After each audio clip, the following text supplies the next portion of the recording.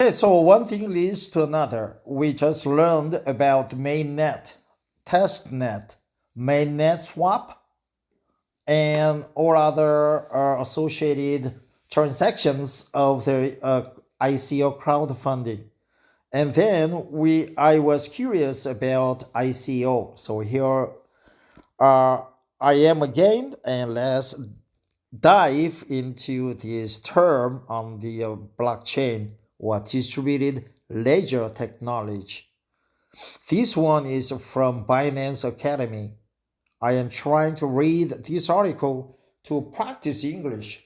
I would like to focus on my pronunciation and the learning expressions and get more knowledgeable about blockchain technology and all the Filecoin, all the cryptocurrency. What is an ICO, initial coin offering? Beginner. Published January 30th, 2019. Updated March 23rd, 2022. 6-minute read. What is an ICO? An initial coin offering or ICO is a method for teams to raise funds for a project in the cryptocurrency space. Raise funds. In an ICO, teams generate blockchain-based tokens to sell to early supporters. This serves as a crowdfunding phase. Users receive tokens that they can use either immediately or in the future, and the project receives money to fund development. The practice was popularized in 2014 when it was used to fund the development of Ethereum. Since then, it has been adopted by hundreds of ventures, particularly during the 2017 boom. 2017 boom adopted with varying degrees of success.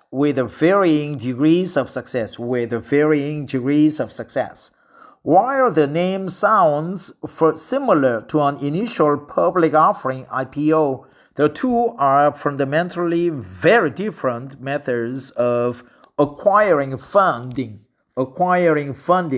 raise funds with varying degrees of success.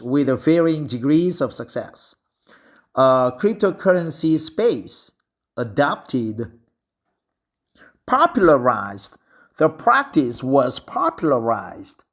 IPOs usually apply to established businesses that sell partial ownership shares in their company as a way to raise funds.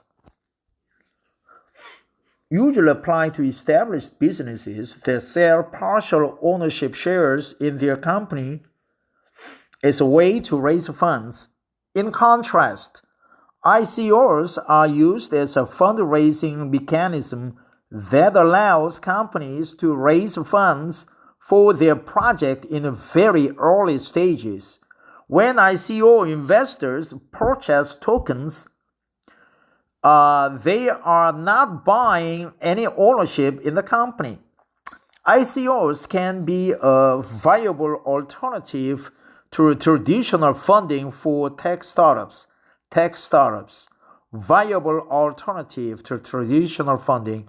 Often, new entrants struggle to secure capital without an already functional product.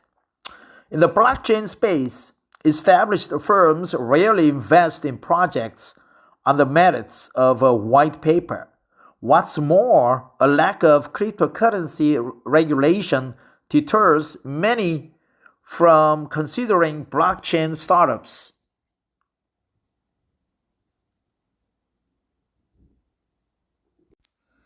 The practice isn't just used by new startups, though. Established enterprises sometimes choose to launch a reverse ICO, which is functionally very similar to a regular ICO. In this case, a business already has a product or service and issues a token to decentralize its ecosystem. Alternatively, they might host an ICO to include a broader range of investors and raise capital, raise funds, or raise capital for a new blockchain based product. ICO versus IEOs, initial exchange offerings. Initial coin offerings and initial exchange offerings are similar in many ways. The key difference is that an IEO is not hosted solely by the project's team but alongside a cryptocurrency exchange. An exchange partners with a team to allow its users to buy tokens directly on its platform. This can be beneficial to all parties involved. This can be beneficial to all parties involved. When a reputable exchange supports an IEO, users can expect the project to have been rigorously audited. The team behind the IEO benefits from increased exposure, and the exchange stands to gain from the project's success. Increased exposure, increased exposure.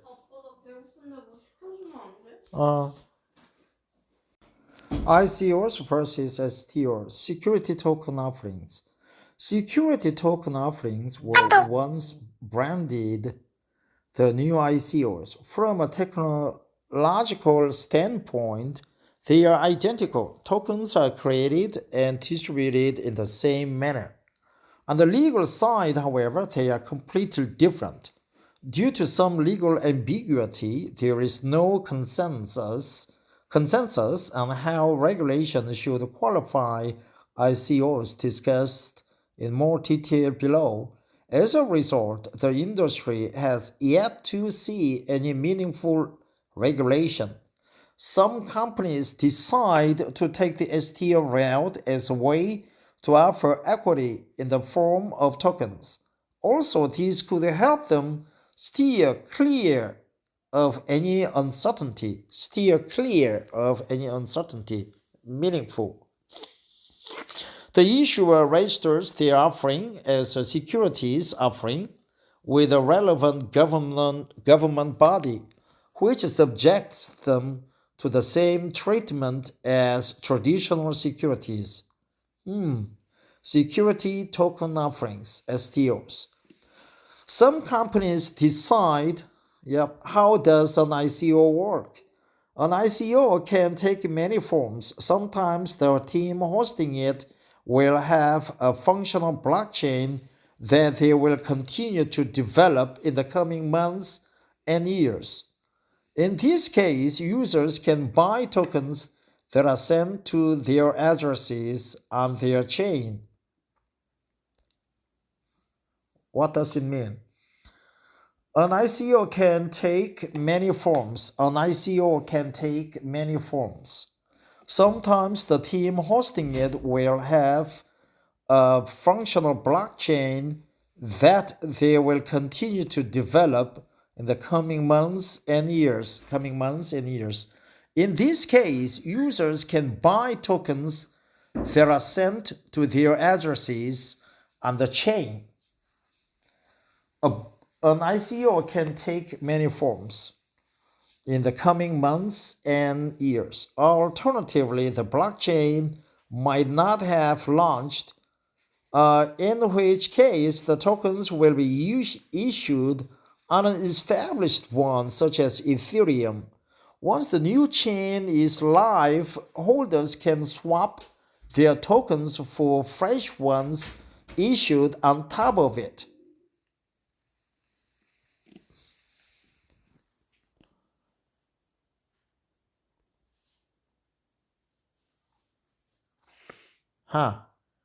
So that's how it works. Ethereum, and they can swap their tokens for fresh ones issued on top of it. The most common practice, however, is to issue tokens on a smart contract capable chain.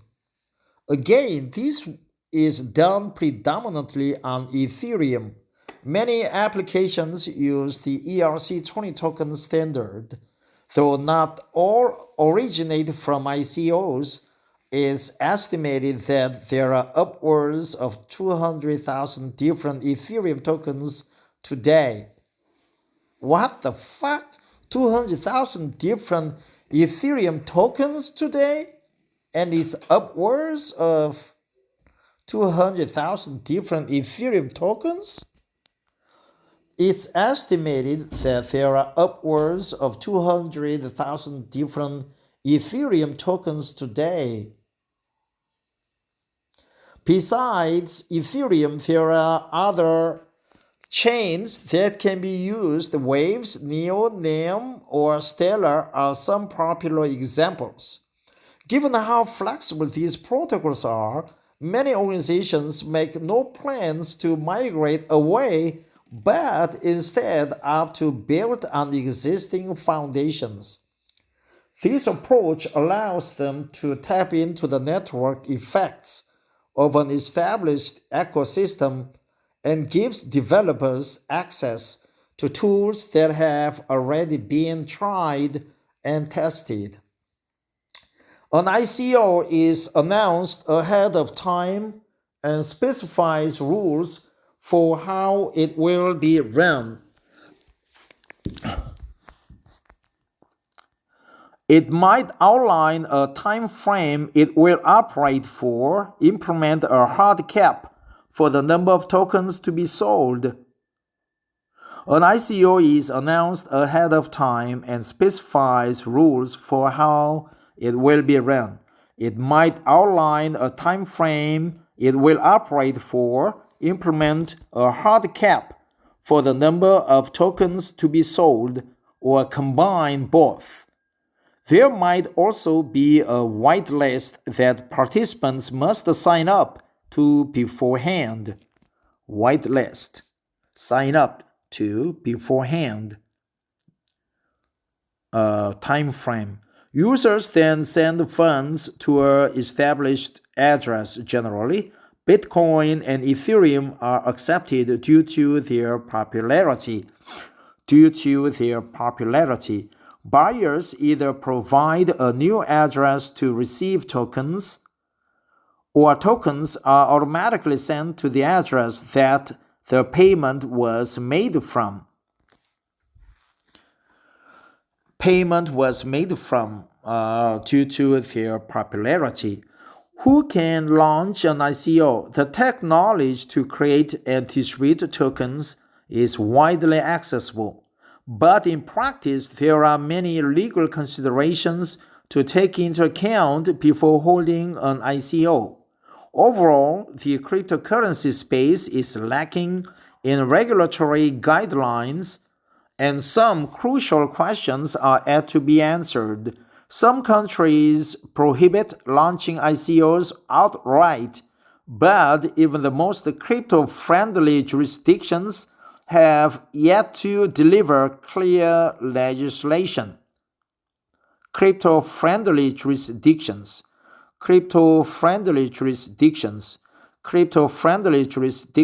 It's therefore imperative that you understand your own country's laws before considering an ICO.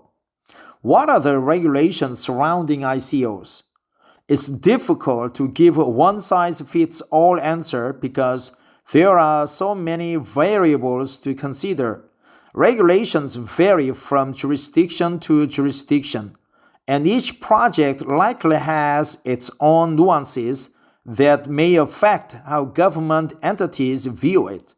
It should be noted that the absence of regulation in some places is not a free pass to crowdfund a project via an ICO. So it's important to seek professional legal advice before choosing this form of crowdfunding. On a number of occasions, regulators have sanctioned teams that raised funds in what they later deemed to be securities offerings. If authorities find a token to be a security, the issuer must comply with rigorous measures that apply to traditional assets in this class. On this front, the U.S.'s Securities and Exchange Commission, SEC, has provided some good insights. In general, the development of regulation is slow in blockchain space, particularly as the tech outpaces the slow-turning wheels of the legal system. Slow-turning wheels of the legal system outpaces. The tech outpaces the slow-turning wheels of the legal system. As the tech outspaces the slow-turning wheels of the legal system, still, numerous government entities have been discussing the implementation of a more transparent framework for blockchain technology and cryptocurrencies. Though many blockchain enthusiasts are wary of possible government outreach, which might hamper development, most of them recognize the need for investor protection. Investor protection. Unlike traditional financial classes, the ability for anyone around the globe to participate presents some significant challenges. The investor protection. What are the risks with ICOs? The prospect of a new token granting the huge returns is an appealing one, but not all coins are created equal.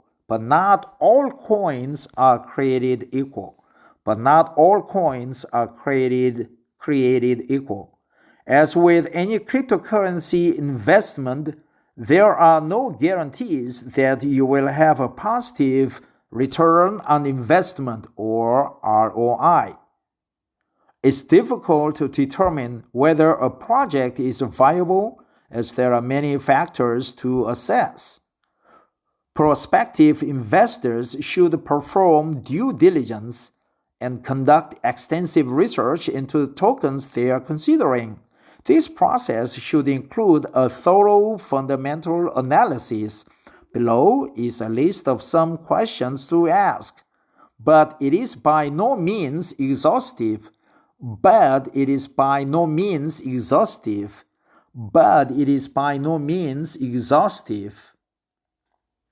Due diligence.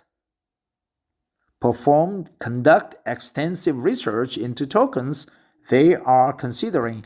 Is the correct concept viable? What problem does it solve? What is the supply allocated? How is the supplies allocated? Does the project need a blockchain token or can it be done without one? Is the team reputable? Do they have the skills to bring the project to life? The most important rule is never to invest more than you can afford to lose. The cryptocurrency markets are incredibly volatile, and there's a major risk that your holdings will plummet in value. The cryptocurrency markets are incredibly volatile, and there's a major risk that your holdings will plummet in value. Your holdings will plummet in value.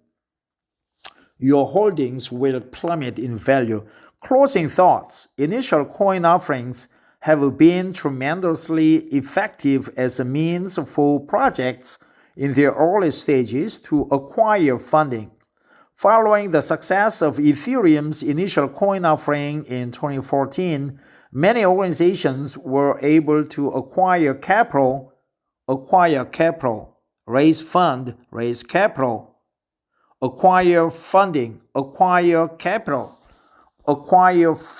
acquire capital to develop new protocols and ecosystems.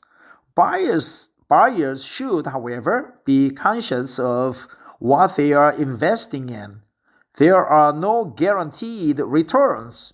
Very volatile. Your holdings can plummet in no time. Given the nascency of the cryptocurrency space, such investments are highly risky. and there's a little by way of protection if the project fails to deliver a viable product.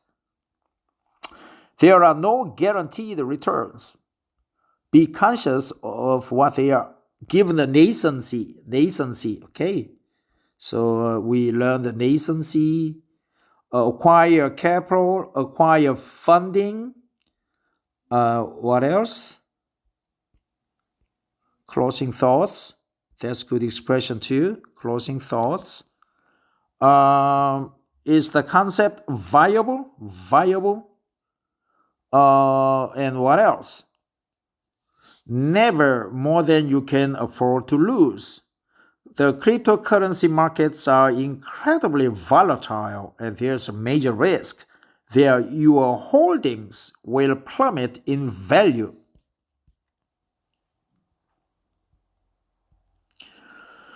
And extensive research, perform due diligence. They are considering some questions, and it is by no means exhaustive. It is by no means exhaustive. It is by no means exhaustive. Here,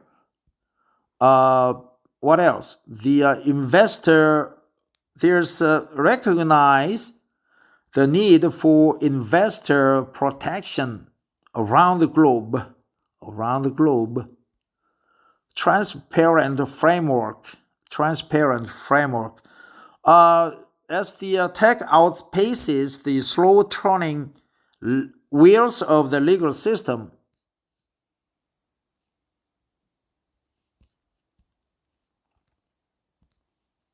rigorous measures apply to rational on this front.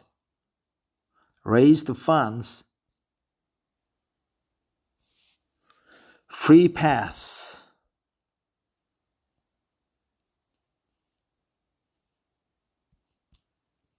Whereas one size fits all answer. One size fits all answer. It's difficult to give one size fits all answer. It's difficult to give a one size fits all answer. From jurisdiction to jurisdiction, regulations vary from jurisdiction to jurisdiction. Nuance. Nascency. The cryptocurrency space. Crypto-friendly jurisdictions, the regulations vary from jurisdiction to jurisdiction. Ethereum, Bitcoin, specified address, receive tokens. The white list, sign up to beforehand. A time frame, outline a time frame. Hard cap, implement a hard cap.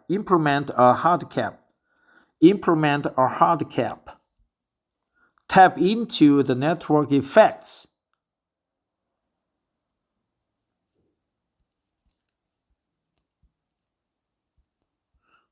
Smart contract, ERC-20 token. Upwards of 200,000 different Ethereum tokens. Upwards.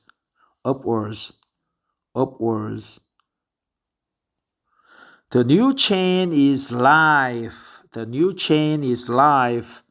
Fresh ones issued on top of it. Swap. An ICO can take many forms.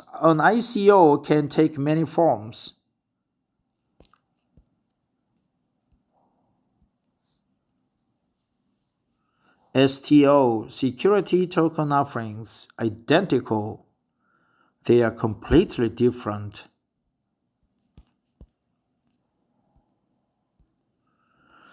The project's team, alongside a cryptocurrency exchange, buy tokens directly on its platform. Audited, rigorously audited, rigorously audited, rigorously audited, stands to gain from project success, stands to gain from project success. Rigorously audited, audited. What else? Cryptocurrency regulations deters many from considering blockchain startups. Blockchain startups. Yeah, in the blockchain space, tech startups.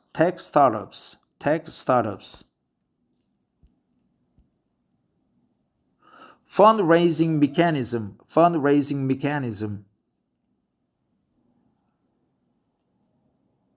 Raise funds.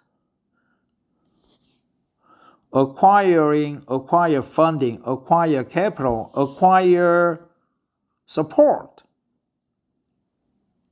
Hundreds of ventures. Okay, it's a plural form, man. Plural, right? Ventures. It